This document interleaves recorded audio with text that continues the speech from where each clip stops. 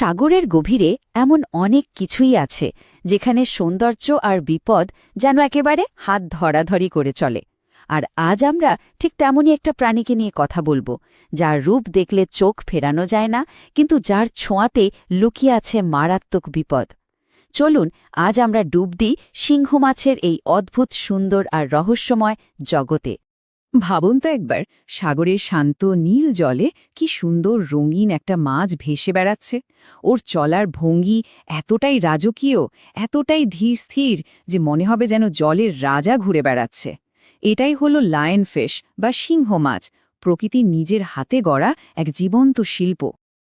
আর এর সবচেয়ে আকর্ষণীয় জিনিসটা কি জানেন? ওর ওই পাখনাগুলো যখন ওগুলো মেলে ধরে ধীরে ধীরে সাঁতার কাটে, দেখতে একেবারে রঙিন ঝালরের মতো লাগে। মনে হয় যেন জলের নিচে কে একটা রেশমির রুমাল ওড়াচ্ছে। সত্যি দারুণ এক দৃশ্য। কিন্তু এই সৌন্দর্যের পেছনেই একটা বড় কিন্তু লুকিয়ে আছে।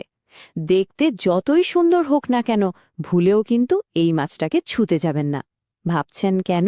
কি এমন রহস্য আছে এর চেহারার আড়ালে?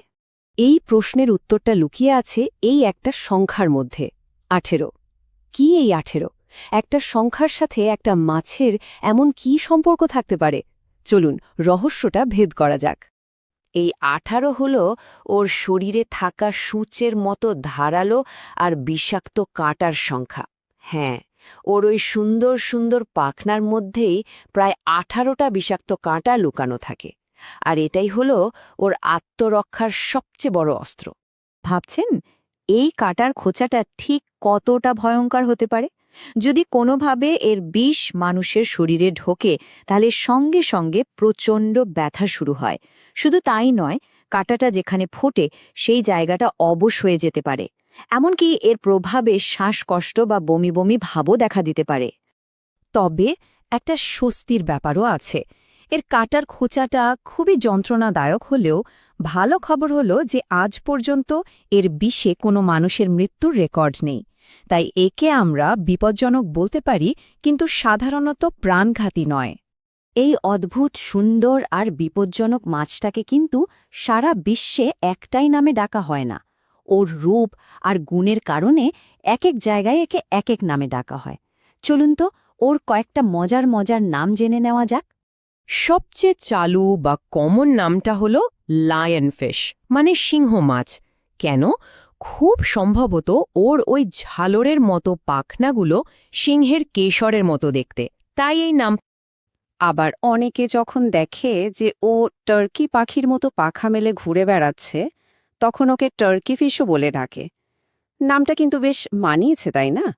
ওর চেহারার মধ্যে কেমন যেন একটা পৌরাণিক ভাব আছে, তাই অনেকে ওকে ড্র্যাগন ফিশ নামেও চেনে।